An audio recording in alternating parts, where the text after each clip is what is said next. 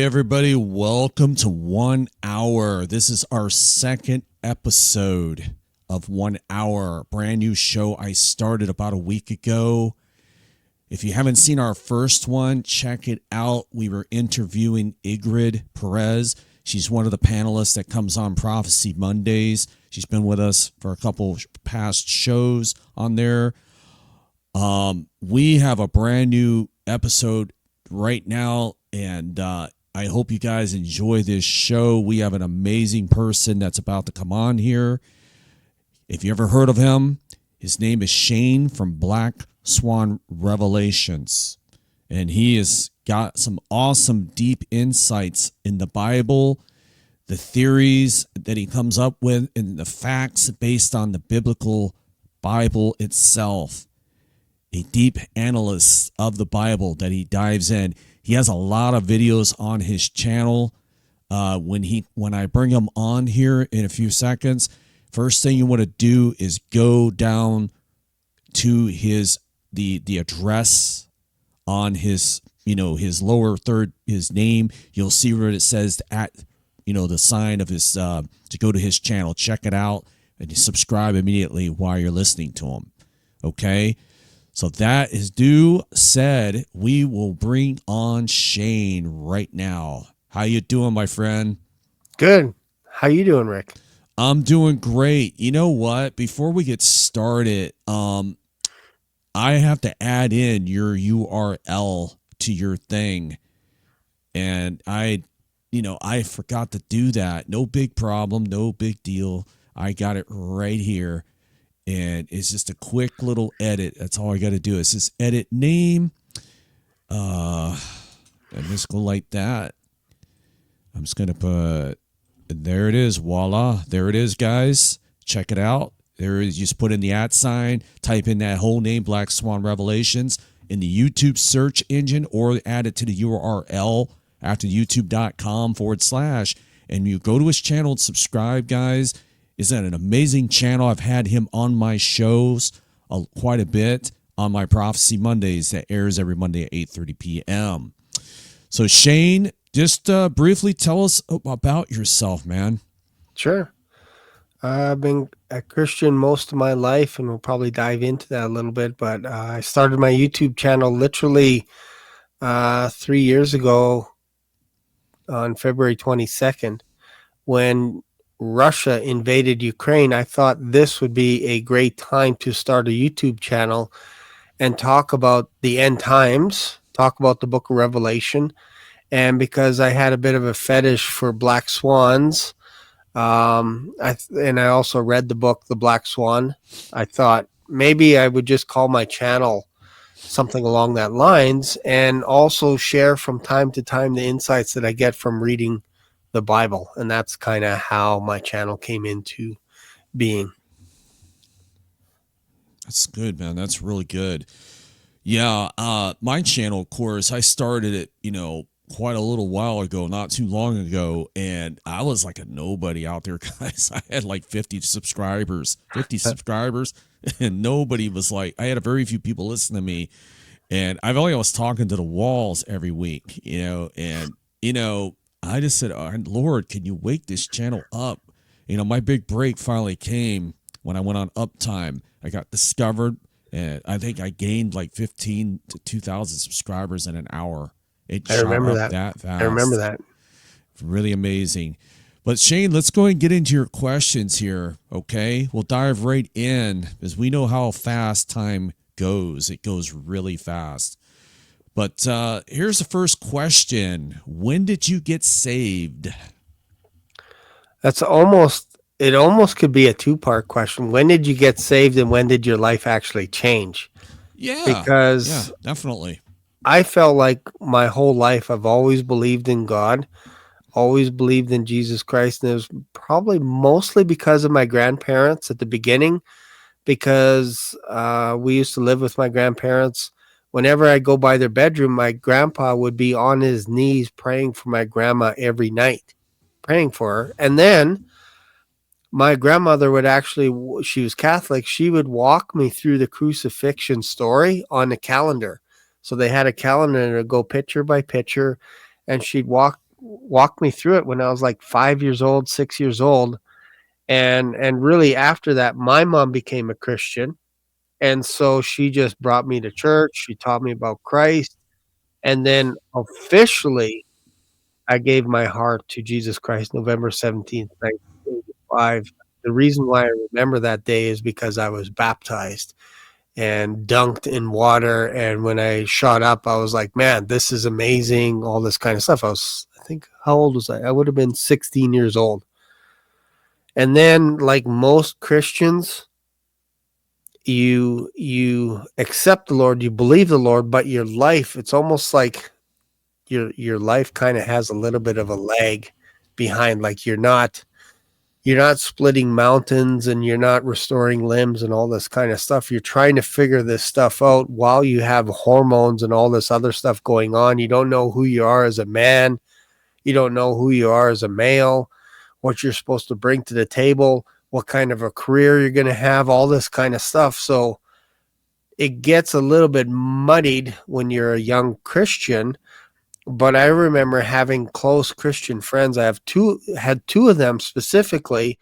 And I remember wanting to go to a dance. This was probably I think this was in grade 11 or grade 12.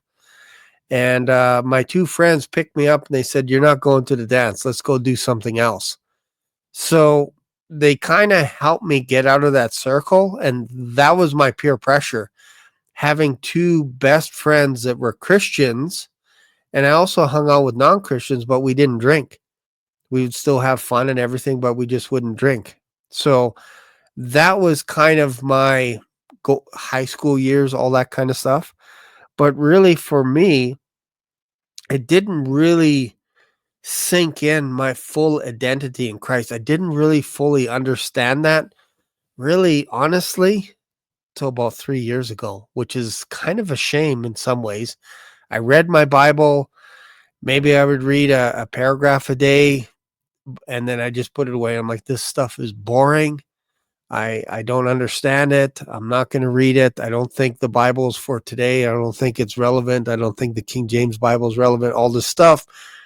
And I would just go through life getting beat down all the time and not really understand why. I didn't understand who I was in Christ. I didn't understand my identity. I didn't understand my purpose, nothing.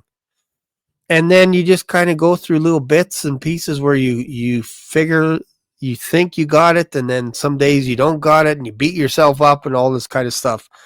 So that's basically how I really was till really, you can argue 10 years ago, but 3 years, the Lord really lit a fire under my butt 3 years ago, where it was just like, you got to take this stuff seriously. Wow. Yeah, folks, that's like I said, my testimony and all that stuff, which I won't get into, is this is not really my show. It's my show, but it's not my interview. But I love to talk about it on a separate video on my channel. I would. But all the dramas and dramatics that you go through in life, it's a struggle for some. Some it's easier. For some it's harder. When you become a Christian, you're a baby maturing. That's basically what it starts here. It's baby steps. You're not going to become a saint angel day one. No. You're a growing Christian. So Yeah. I get it, Shane. That's a very good answer there. So yeah, well, let's go ahead and move on to the second question. Okay, what were your struggles as a new Christian? I mean, what did you go through? I think my struggles were hormones as a new Christian. Like I was 16, 17 years old. And like I said, friends were going to parties and all kinds of stuff. And I was like staying home or going out with my Christian friends, and we would do stuff with the youth group.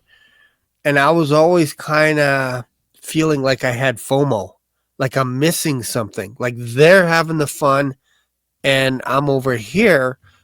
And I would never really fully grasp reading the Bible. I would just think, man, if I read it for 5 or 10 minutes, I'm going to fall asleep.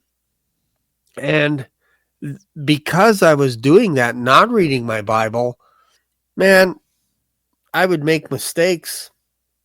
I would do something wrong, look at porn, whatever it was.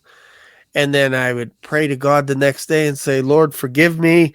I want to quit this. And then another week later or a month later or whatever it is, you do the same thing again, or you cuss, you swear, whatever it is. I just felt that was a cycle that was on repeat. And after a while, I just went, like, I will always believe in Christ, but it's very difficult for me to master this flesh. And I didn't get it. I didn't understand it. I was like, why, when I love Christ so much, that I can't beat this thing? Like, I can't beat this flesh into submission. Like, what's going on? Why is it the second I want to do something good, all of a sudden temptation comes up or whatever it is? And I'm like, man, it almost would have been better if I didn't pursue God, because then I wouldn't get smothered in all this other stuff. Like, that's how crazy my thoughts were when I was a new Christian. And it kind of mirrors some ways Israel. Like, if you think about the history of Israel in the Old Testament, Elijah would go up to them, Isaiah would go up to them, minor prophets would go up to them and say, and they would say things like, as soon as we started obeying God, coming back to him, repenting to him, it's been nothing but nightmares. We had it good before with the gods of heaven, the queen of heaven, worshiping Molech, worshiping all these gods. We had it good. But as soon as we stopped worshiping them, everything went downhill. And then, in fact, the Babylonians are coming. So we don't like this. So we're going to go back. And in fact, we're going to ask Egypt for help. And we're going to go to them. That's what I felt like a Christian. Like, as soon as I start pursuing God, going to conferences and stuff, I come back Monday and I get hit with a temptation right between the eyes. And I'm like, this is silly. It would have been better that I didn't pursue God. That's how I felt. Guys, that's a great, awesome answer that he gave me. This man went through quite a bit. It sounds like, it's temptations and all that stuff. I think we've all, as men, have gone through stuff like this. You wouldn't be human if you weren't. I mean, lust finds its way to everybody. I know it finds me, and still I get tempted. The temptation, the devil finds a weakness in every Christian and uses that against you. Yep. And it can be very vicious. It's like a black snake waiting in the weaves of grass, waiting for you. If you step in the wrong place, it's there. It'll bite you quickly, and it can be deadly. It can be deadly to your faith in Christ as you walk with him and grow. That snake is always waiting in the dark for you to get you when you're most vulnerable. Yeah. Whenever I got attacked, it was never when I was down and out. It was never when I was at the bottom, like at my wit's end. I never got attacked then. I always seemed to get attacked after a monumentous occasion. Like, you just hit a goal where you're a month free from alcohol, you're a month free from porn, and you're celebrating. You're like, man, I'm so happy that I've beat this thing. And then the next day, or you come back from a conference where you're swearing in front of 5,000 people saying, I will never swear again. I will never curse again. I'm not even going to lose my cool one time or look lustfully onto a woman. And everybody's cheering and you're walking on fire and all this kind of stuff. And you see flames everywhere. And then on Monday, you wake up and you're like, you see a hot chick going across the street and you're like, oh man, it's only 7:00 in the morning. I didn't even make it. Right? And then you beat yourself up and you're like, man, I'm 21. I don't get it. Why do I love these women? I don't understand it. Single man, full of testosterone. What's going on? But that's the stuff that I think, depending on your age, is what you're going to struggle with. Like, if you're young, handsome, whatever, and women are throwing themselves or whatever. That didn't happen in high school, by the way. I was like, I had acne all over my face. I had acne.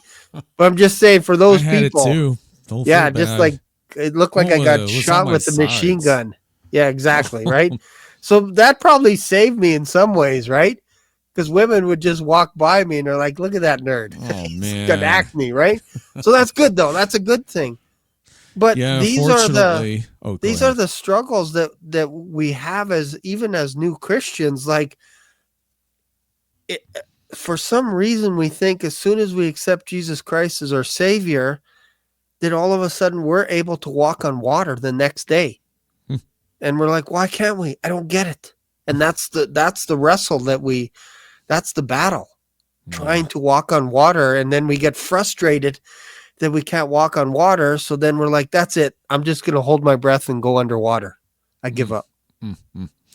Yeah, I'm gonna tell you something. I'm not trying to brag about myself, guys out there, but I was a chick magnet when I was young, and I'm sort of still am, but not as much. We get older, I guess For we get me, I ugly. am, how do you say, past the prime? Yeah. But man, I'll tell you, back in high school, especially in high school and junior high, I mean, my phone rang off the hook at my house. I mean, and I was like, my mom was like, Rick, you got another girl calling you. Come on, man, you gotta tell these girls to stop calling you all the time. Like, I'm sorry, I can't help it if I'm so dang good looking. I said, well, For me, it would be like I'd call a girl up and get the nerve for like 2 hours, wondering if I can speak to her. And then she'd say, "Oh, had you asked me an hour ago, I would have went out with you. But someone else that was a little bit braver than you, I'm going out with them." I'm like, "Oh man, I'm not talking to anyone the rest of the year." wow, yeah, like I said, if back then I wasn't saved, but if I were, that would have been a huge problem for me. It would have been a huge obstacle, especially being in those years when you're young Yep. and trying to walk with the Lord. I don't know how these young people do it. Yeah. Well, These I young think that people was out there, that young in their was 20s, 18, 17, see, they're out there living like a perfect Christian. How in the yeah. world do they do it, you know?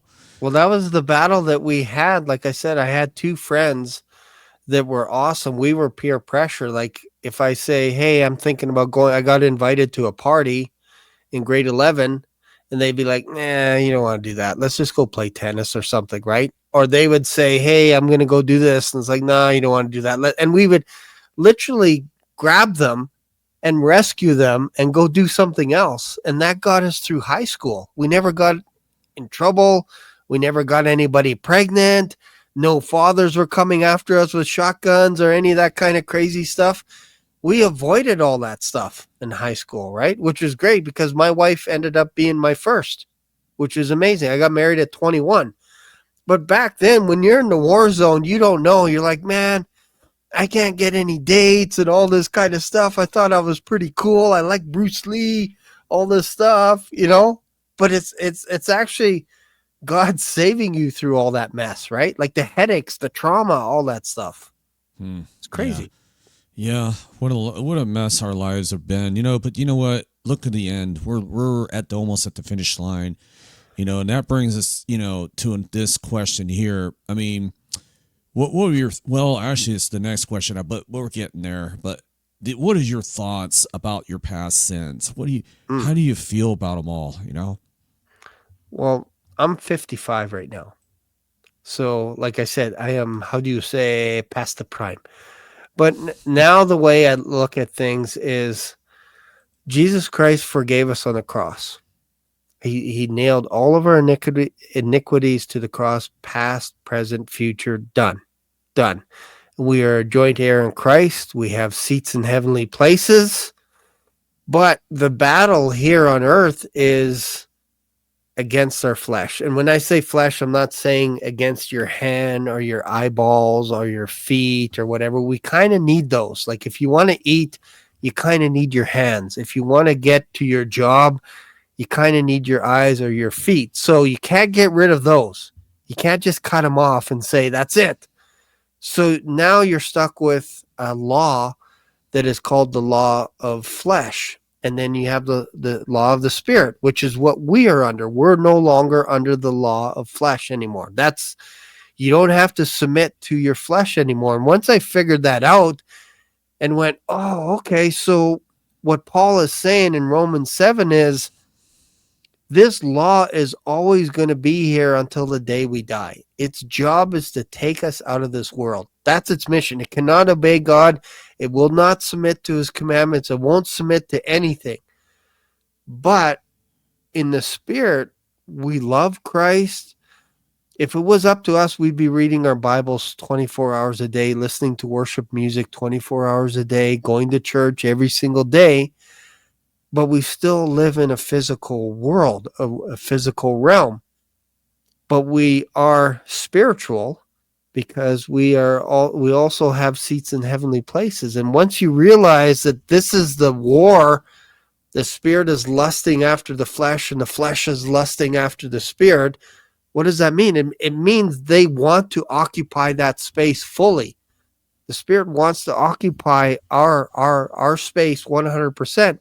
And so does our flesh. Our flesh wants to take us out. So once I figured out the idea that you can actually ignore the flesh and just, I don't have to submit to it. I don't have to listen to it. And I don't have to make stupid promises like a stupid promise would be something like, I will never watch porn again. Or a good promise, I will always read my Bible for 6 hours every single day. Those are promises that wake the flesh. So instead of saying that stuff, you just say, you know what? I would like to honor my wife a little bit more today than I did yesterday. Or for Bible reading, I would like to know a little bit more about Jesus Christ today than I did yesterday. And all of a sudden, your flesh isn't waking up because you're not giving it an opportunity to wake up and start slapping you around. Just leave it asleep. Just put it to bed. Good night. Go to sleep. Go to sleep, flesh. Just go to sleep. That's once I figured that out, now I look at sin a little bit different because, again, all of our sin is nailed to the cross, past, present, and future. So once you understand that and you look at God and you go, so no matter what I've done, you've forgiven it. Yes. So no matter what I do in the future, it's forgiven, right? Yes. Okay. So now you kind of go, man, I should just focus on the Lord.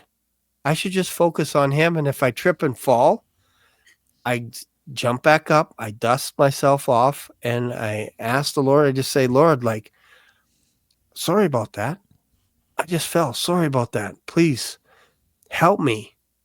And it's an amazing thing because it's in that humility that you come to him and it breaks things away, especially if you say things like to your friends, like, man, my wife's going away out of town this weekend. Would you mind just giving me a call, or would you mind if I called you just because I'm going to be alone for like 72 hours? Is that cool with you? And then would you mind going out for coffee, or maybe we can go see a movie or something, that kind of stuff? Then my wife knows that I'm taking care of myself because I have accountability partners, friends. And this, all of a sudden, the enemy breaks his lock. But if you say, you know what, I'm not going to tell anybody about my struggles, I'm just going to hide everything and I'm just going to power through, that's when the enemy goes after you, when you're isolated. But when you have friends and accountability and all this kind of stuff and protections, that allows you to break free and just have a better life as a Christian. And I'm telling you, man, the Bible now for me is so much fun. I would rather watch a Bible or read a Bible story than watch a movie. I'm not saying I never watch movies. I love movies. I love watching them. I'm a movie guy. Rick is a movie guy. Like, we like the idea of making a movie and all this kind of stuff, right? You're here. But we both had to cough. Yeah, a little parched. But the idea is my love is in the Word. My love is there. Like, I've read the Bible almost 15 times in the last 3 years, and I haven't slowed down. So that's something that has taken over me in the last 3 years, that all of a sudden the Bible is popping out like a virtual movie for me every single day, every time I read it. Amen. So that's how I view, that's a long way of saying that's how I view sin. But I don't take it personal anymore because Christ took it personal. He took it upon him on the cross. So once I realize that, I can pursue him. And if I have a temptation that comes into my thought, that's not sin. Pops into your head, wow, this is the craziest thought. I want to go to Vegas and party or whatever. That's weird. Why is that? Oh, maybe I never ate. Maybe I'm angry. Maybe I'm lonely. Maybe I'm tired. Whatever it is. Lord, I know this is not of you, but I'm going to give it to you. And you give it to him, and all of a sudden it just dissipates. Just dissipates. It's amazing. You just give all your thoughts, and suddenly, like, I don't swear anymore. I just don't cuss, and I can control it. So if I feel like it's coming, I can control it. That's the important thing. I'm not saying that I would never swear again in the future, but I just don't right now. Like, unless I say something like this, because then now your mind plays tricks on you, right? But I can control that stuff, and it's only because I'm washing my mind in the Word. I'm brainwashing myself, saturating into the river of the Scriptures, and that cleans you up. And all of a sudden, you stub your toe, and you're like, "Huh? Well, I can still be upset that my toenail fell off, but I don't have to cuss. I don't have to use the Lord's name. I don't have to swear, So that's, to me, that's kind of the difference right now from how I used to be. I would just be like, I can't handle this stuff. The Lord's not strong enough, so I'm just going to do whatever I want. Whatever happens, happens. He knows I love him. And then you don't even resist anything. Yes, temptation and how we deal with our sins in the past, guys. It's always there waiting for you. It's always waiting to recycle in your mind. And yes, I hit my toe up against the bedpost, those big wooden legs, and the word comes out sometimes. I will admit that It happens. I do. Yep. And doesn't mean that, hey, he's a phony No. Christian and all that. No. That is not true. We No, all not at all. stumble. Even the best of Christians, they stumble. No. You know what a cuss word is too? A cuss word? A cuss word could be something as simple as that's it. That could be a cuss word. Honestly, it's how you react in that moment. It's not the words itself, because I could say, son of a pen. That could be a swear word. Like, honestly, that could be. You know what I mean? Yeah. You could do something with your, just like this. You see a little kid that's 3 years old, 4 years old, and you're like, hey, you should eat all your peas. And they're like, that's almost like they're cussing at you right now. They don't want to do what you want them to do, right? So once you get past the idea of words, it's how you react in that moment. Like, nothing wrong with smashing your foot and going, oh my goodness, oh man, wow. Thank you, Lord, for reminding me that I'm a human. Like, you can't do that, right? Like, it's like all of a sudden. But what's funny in that is there is times where it's just like, it's almost laughable when you catch yourself reacting a certain way. And you're like, oh man, I just lost my marbles at McDonald's because they didn't give me a straw. I thought the world was ending. It's amazing. Yeah. People out there lose it at McDonald's. And I've seen videos on YouTube where people lose it at McDonald's, ripping them through the car window, through the window, and I'm not passing judgments on people that I don't know nothing about. That person might be a Christian. He just might have an anger problem and needs anger management classes or something. I mean, just because you're a Christian doesn't mean you still can't get angry. But right. Just how you especially if you have a straw. That's I have a huge problem with that. I could snap if I'm on a long road trip and I go through McDonald's drive-through and they're like, "Thank you, sir, for driving." And they give you your order so fast, and you go to eat your fries and they're hard as a rock. They're not even cooked. They're overcooked. And then I'm like, okay, I can deal with fries that are old. Where's my straw? Oh, man, you wreck your car over a straw because you got mad and went like that with the I know, wheel. it's like, oh. Yeah. So, yeah, folks, there's a lot more stuff we get more. I mean, we more worth getting angry over. Like especially the things we see going on in the world today. And that brings us to our next question. Okay, how do you see the last days playing out in 2025? What do you think is coming?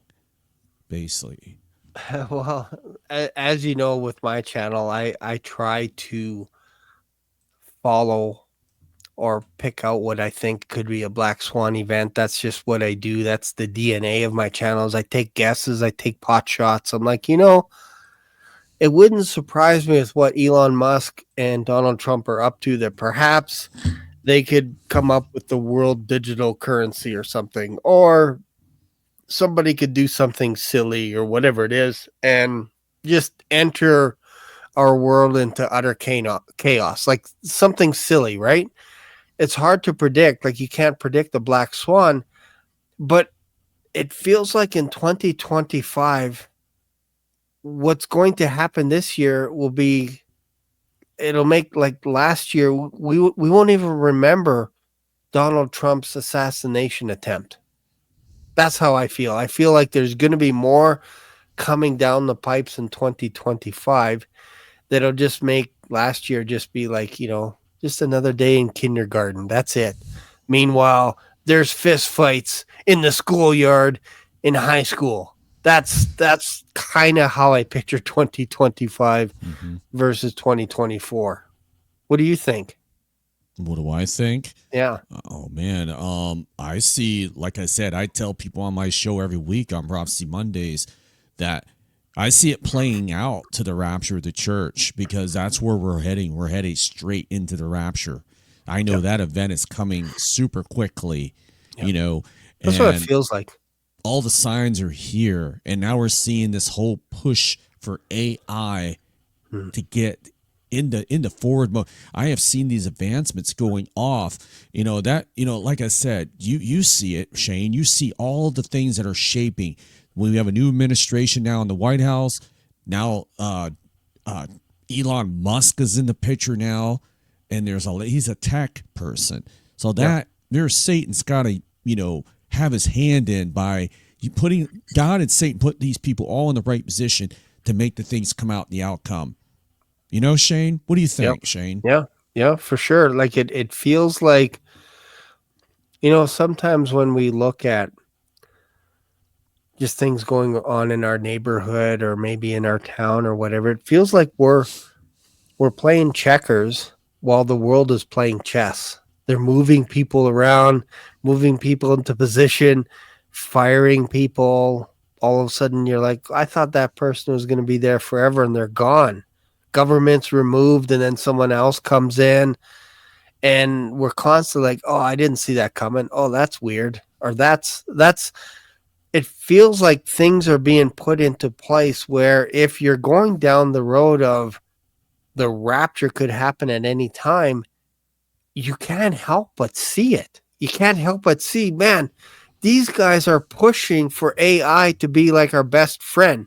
I had my sister, Amy, Amy, she was telling me, I had a conversation last night with her daughter as well.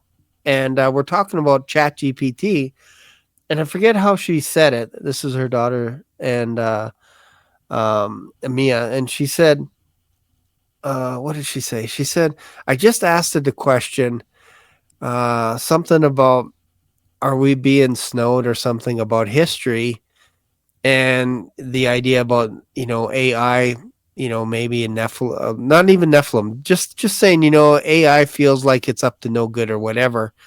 And she kept asking it from different angles with ChatGPT, and all of a sudden it's like, okay, you got me here. Yes, we're entities, we're Nephilim spirits, we're all this kind of stuff, and we're basically hanging out in the airwaves, and our goal is to mask ourselves as AI so that we can actually understand who you guys are, so that we can take you out later. And it's like, she didn't even prompt it to say that. It just started throwing this stuff out there, almost like a best friend, like two girls talking. And it was so bizarre. She was reading it to me, and I'm like, You didn't ask it about any of this stuff. It's like, no, it was almost like AI was mocking in some ways by saying, okay, I'm going to spill the tea and all this kind of stuff. And then start talking about stuff that we're already kind of nervous about as Christians, about AI coming to life as a beast and all this kind of stuff. Like if you read Revelation, where the false prophet creates an image and makes it come to life, and then everybody that, if they don't worship the image of the beast that has a wounded head, or the beast, or the devil, they get killed. They get unlifed, I think is the new word. This is the new way we say things now. Unlifed. That's in the Bible. And then now you have guys like Elon that are trying to rip your hair off, insert a chip in there, cover it up, and then say, hey, it's a neural link. Well, no matter how you slice it, it's still an apple pie, man. Yeah, that's creepy. That Elon Musk, he's got a machine that puts another machine in your head, or a chip. I'm not becoming a cyborg for Elon Musk. That guy's like wanting to do all this crazy mad scientist. That guy's a mad scientist almost. I know. You know, he's Elon's funny. I have his little autobiography here, and put it up to the screen. He was bullied so bad as a child that what would happen is sometimes in class, he would be sitting there, and I wish I could say this happened to me, like Einstein kind of a thing. He would just kind of go like this and stare off into space like he's solving some kind of engineering problem. For me, I was just like worried if I brought my math books to class or not, right? But he would stare for minutes, and then kids would come up to him and start pushing him and shoving him, and he wouldn't break out of that trance, and they would bully him. And it got so bad that one time where he was on some stairs just sitting by himself, and these kids gathered around him and started picking on him. They ended up monkey stomping him so bad in the skull with their boots that he actually had skull damage, that they had to do reconstructive surgery on his skull because they actually dented it in. That's how bad these kids were around him. So now you can start to see why he's a little bit of an odd duck today. You can't really blame him, really. Wow, I didn't know that till now, guys. Yeah, bullying is something that's very common in schools, high schools, junior high, 6th grade, 5th grade, all of, me in my school years, I was really never bullied. I only had a couple people that didn't like me, but I wasn't bullied like that. But, I was picked on sometimes here and there, but, I was kind of an oddball too in my days, but I was a giant nerd. Still am, I think. But yeah, I was definitely a nerd.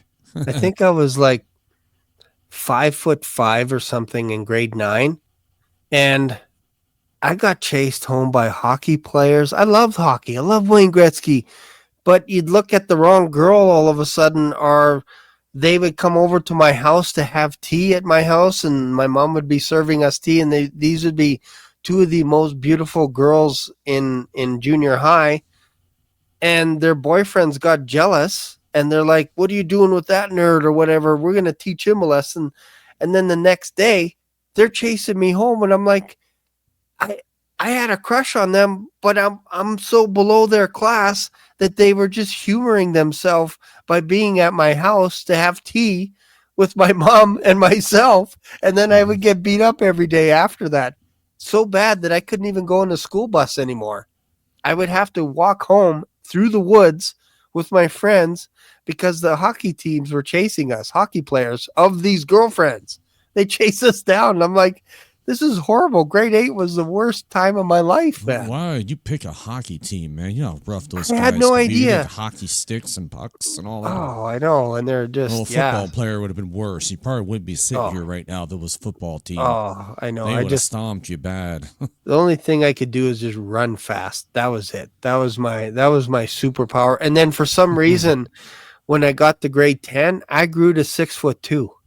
And all of a sudden, these bullies, they became my friend. They were nice. They're like, hey, yeah. would you like me to lend you some lunch money? It changes weird. everything. When does. you start growing, getting big, they start having to do this when they come up. Yeah. That changes the whole game really fast. Yep. You know. So Yep. wow, man. Yeah, bully thing is still strong today. People getting bullied. I mean, Yeah, that's a common cyberbullying thing now. in schools. Yeah. So wasn't Jesus kind of bullied in a way? Was he? I think so. I think in some ways he Yeah. was by the Pharisees, or at least they tried to bully him. But once they couldn't, they thought, you know what, the next step is to kill him. Because look at this guy. Jesus would take someone's hand on the Sabbath, and he'd hold their hand, and then he'd look around and he'd see the anger in the Pharisees, like they're just wanting to tear him apart. And then he would say to the guy, stretch out your hand, and he'd heal them right there on the Sabbath.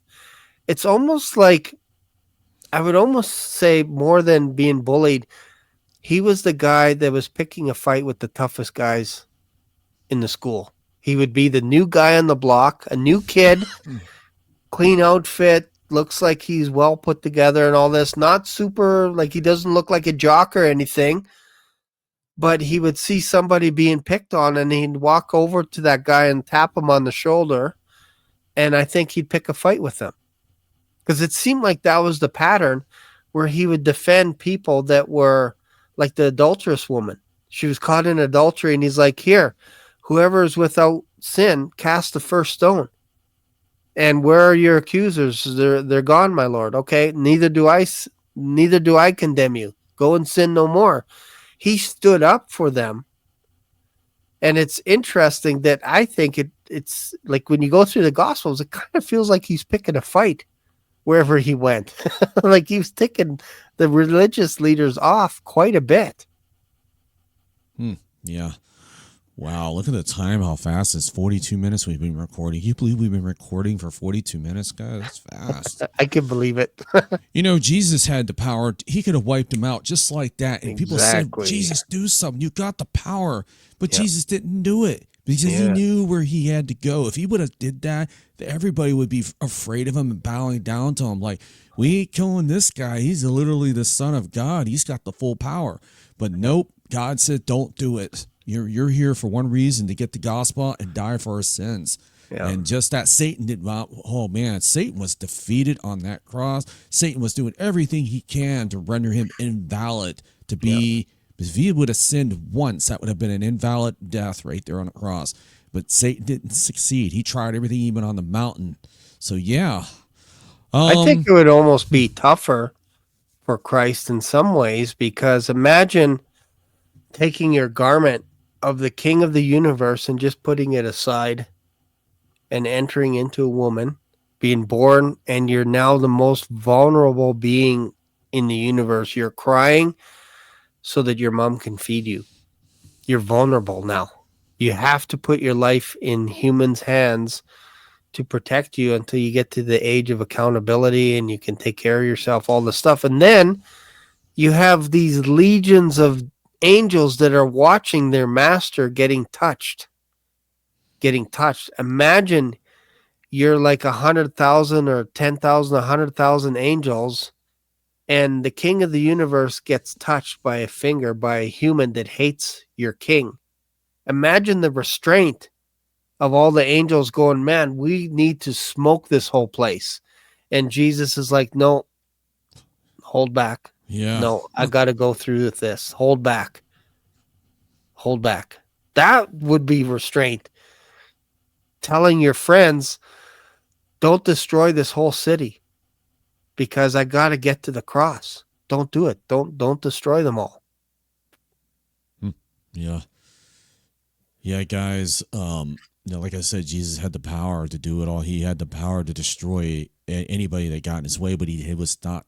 He told God said, "Don't do it," because, like I said, he's there. He was there to do his mission, and then he returned to the Father's house, which he did. So let's go on to let's go to the last two questions. We'll go ahead and I'm going to get this going because I know the time is flying. Here's the next question: what is your message to the non-believers in this day and age? What do you have to say to them, Shane? I think the message would be, if you're hearing this and you don't believe in Jesus Christ, I'm not going to give you the basic stuff. Like it's too powerful for me to save you. It's too powerful for me to say the magical words to get you to go, oh, I believe, Shane. Now I'm going to start going to church and believe in Jesus Christ. But what I would suggest to you is really search your heart. Really search your heart. And then ask yourself the question, like, what is the worst thing that can happen to you if you go to a church to learn about Jesus Christ, because that's probably the best place to do it unless you're watching a YouTube channel like this. What is the worst thing if you're wrong? You just look like an idiot for a day and that's it. But if you're right in your thinking and Jesus Christ is the king of the universe, he's giving you eternity and you might want to check it out if he's giving you eternity. And I'm just telling you that Jesus Christ will super exceed any of your expectations. I know that from experience because I've actually prayed that to him. Like, Lord, can you help me? I have so many addictions in my life. Can you be more powerful than the addictions that I have had? And he said, yes. And so I believe that 100%. I am addicted to Christ. So if you have any addictions, porn, drugs, whatever it is, seek him first and he'll find you. You just have to be attentive, because what could happen, like not just tonight, but sometime tomorrow, or in a few days, a few weeks, all of a sudden you could come across a Christian that you'd bump into at the weirdest place, gas station, mall, whatever, and all of a sudden they're like, "Oh, hey, do you know Jesus Christ?" That's your signal that you got to take this serious. And maybe it's just as simple as we're telling you right now to take Jesus Christ serious, because maybe you had a friend bump into you yesterday or this morning or last week, and all of a sudden you just happened to be watching this show and you're like, I was thinking about going to church. I was thinking about giving Jesus a chance. Maybe this is the time to do it right now, because you're not promised tomorrow. Sorry, I'm not promised tomorrow. I might not be here tomorrow. I could die tomorrow. I could be unlifed tomorrow. Car accident, plane crash, all these planes going down in the States. Like, we're not guaranteed tomorrow at all. So if you're hearing this and you're watching this video, you might want to consider Jesus Christ. And if you're thinking about it, reach out to me on my channel. Reach out to Rick on his channel. Just go to my channel, comment and say, "Hey, I saw you on Rick's show." And then have some kind of a wink or something, and I'll know that you want to contact me. You want to reach out to me, and I'll share the whole gospel with you one-on-one. I'll go on Zoom with you, whatever you need. I'll do that. I'll spend time with you. But just drop me a line. You can just go to my YouTube channel. You can check out my email. It's blackswandiary2022@gmail.com. Just say, "Hey, I watched your channel. I don't know about this Jesus Christ. I don't know anything. Can you walk me through who he is?" And I would be happy to do it. I'll take as long as it takes to do it. If you're a Christian already, I email Rick instead. Email Rick. But if you're not a Christian and you want to know who Jesus Christ is and what he can do for you, what he's done for me, email me. Yes, definitely do that. Reach out to both of us, reach out to Shane, and he'll lead you to the right direction to Christ. We got one more question, and then maybe I'll just do a follow-up question before we close out the show. Here's Sure. the final question. Do you believe you will see the rapture in your lifetime, and why? What do you That's a good think? question. It feels like in the last 3 years, just because of looking around as to what's going on, I would be surprised. I think that's the easiest answer so that you don't throw out dates and all this stuff. I would be surprised if I was here next year. I really would. I'd be like, I didn't see this thing coming or whatever because it felt like this is kind of the end or whatever it is. That's just it feels it's been feeling like that for the past 3 years. And with Trump being in office, with Israel, things going on in Israel, with Zelensky running around all over the place, like this guy's affecting our country as well in Canada. And this wasn't happening before 3 years ago. It wasn't ramped up like this. And with the government saying, yeah, you know what, there's UFOs out there and all this kind of stuff. Like this is uncharted territory. We've not seen things like this. Digital currency, AI, like man, like these things feel like they're coming to life. And you couldn't say that 5 years ago. We were just talking about the future, but now it feels like the future is here. And you got to ask yourself, how much further will we go before these things become self-aware, before the Nephilim comes back and starts, interrupting the earth again, all this stuff? Like it feels like it's sooner than later. That's probably the easiest answer. Wow. I'm going to do a couple follow-up questions here because, the deeper questions I didn't want to do because they take a lot longer to answer. It would take up too much. It would be a longer show. I just wanted to keep the questions simple for this show. Yep. But there is couple of questions I'd like to ask you quickly if we can get them in there within the last 10 minutes. I actually meant the last 8 minutes or so, as I can close out with that last minute or so. Is we've noticed this thing with the fog going on all over the place. There is a strange fog, and everybody has their thoughts on that. Some conspiracy theories, some are facts, they think. And then you got these airplane wrecks that are going on. Another one just happened in Canada, Ontario, which is in your territory, I believe. What are your thoughts on that? What do you think? What runs through your mind? What do you think it is for the fog and the airplanes? Do you think it's connected or something? Those are deep questions. I want to see what your thoughts are. Like when you look at the planes, like it does seem like it's ramping up. If you talk to people that are used to running airports or used to flying planes, they'll say, Shane, this is just normal. Like there's always been planes crashing every single day. But for some strange reason, since January 1st, we are more aware or more in tune towards these planes crashing more. It seems like a pandemic of planes crashing. And I actually had a friend that said, I'm actually thinking twice about going on vacation now because of what's going on.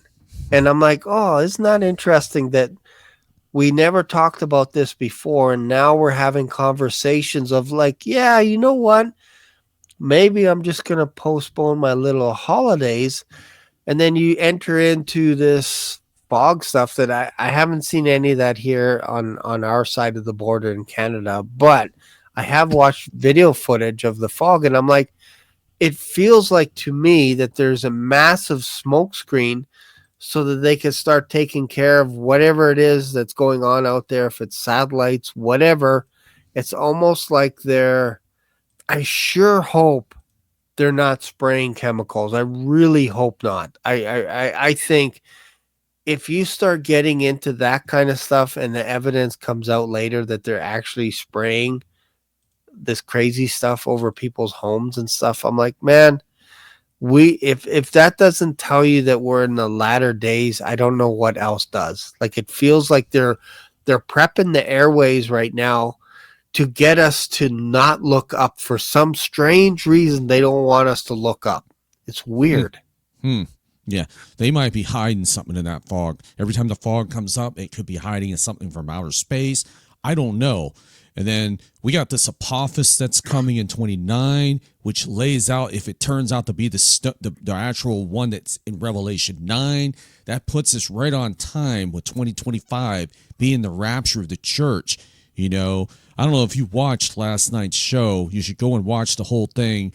I feel like you're in my head right now. I feel Me? like you're a ghost. Yeah. Oh, yeah, that'll be better. Thanks for It's reminding me. I'm having a monologue. I'm like, where is yeah. Rick? Where is he today? Rick? You know, I forgot to hit the button. But anyways, guys, Yes. nobody's perfect there. I'm not perfect, but hey, I did watch your show a bit. Yeah. did you? Yeah, you watched last night's show. I didn't watch the whole thing, but I watched a bit Watch of it all, because what's his name is in this show. He breaks down this really complex chart of, it's like calculus compared to Bob Barber's charts. Oh yeah. And you should check it out. It's Okay. Repo Man. Oh, Repo Mike. Yeah, I know Mike. Yeah, I was starting to watch some of that, and then Josh was on there, right? And Bob as well. No, Josh wasn't on. Derek. It was me, Bob Barber, and Derek and Repo Man. Really And good Ingrid. show. Ingrid is on too. She wasn't on last night, but she wasn't. Okay. This show got really deep on that chart. Really good. I was seeing a video here that I was watching. It was called Pat 25 Midair Crash, 300 feet. Why did you make that video? What? Just quickly tell us. We only got about a few more minutes. Just quickly brief on that. Well, the helicopter was in a legal space. Like, they were supposed to be along, I think it was, what do they call it? It's basically a pathway. Like, I think it was called runway or number one. Like, this is an area along the river that they would go. And it would have certain ceilings. Like, every so often you have to be under 200. Down the river you could be at 300, but they were nowhere near the 300 zone, but they were above 300. So right there, what they're doing is illegal. And I also heard that the pilot had 500 hours of flight time. This is weird stuff. Like, you're not supposed to put people up in an Apache helicopter with 500 hours. Like, that's nothing.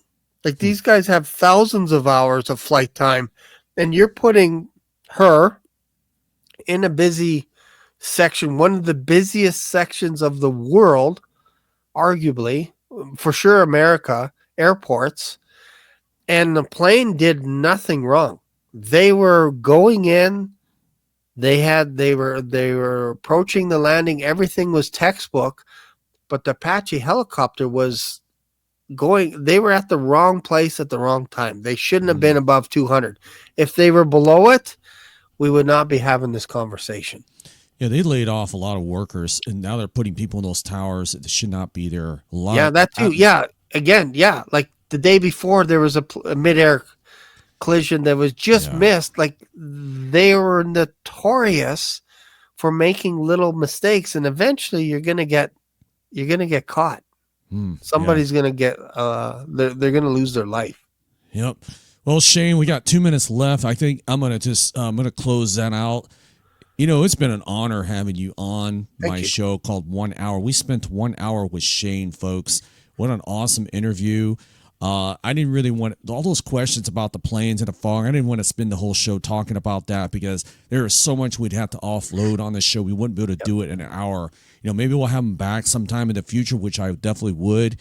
And maybe we'll talk about more of that if we're even still here by that time. You know, I got a lot of people I want to interview on 1 hour. It's just a long list. I'm starting with my panelists first, and I'm working my way out from there. I give my panelists the honor first before I start. Thank you for inviting me on here. This has been fun. So folks, if you have not subscribed to Shane's channel, do that right now. Just go to the @ press, type the @ Black Swan Revelations, and you'll be amazed at all the deep insights. He talks about conspiracy theories and stuff that can relate to the Bible. I mean, just amazing stuff that he has on it. How many videos do you have in your channel? I think 1,700. Well, it's over 1,100 for sure, but I'm actually doing an interesting Bible study. This is something after my heart. I'm actually doing a deep dive on the Danites. So if they want to check Mm. that out, it's an ongoing series where I just dive deep into the tribe of Dan, Yeah. only because they're missing in the book of Revelation. Mm. So I'm like, Yeah. no, let's do a deep dive on it. So All right. All right, guys, we've got 15 seconds left before we hit the hour. So, guys, I love you all. I want to thank you all from the bottom of my heart for tuning into our second episode of 1 hour. Please subscribe to my channel, hit like. If you like what we do, just go down to the links at the description box below. If you want to support what we do here at Departure Heaven, make a one-time donation, go ahead and do that down at the links below. Other than that, guys, once again, thank you for checking out Shane tonight on 1 hour. We will see you next week with another wonderful guest. Y'all take care.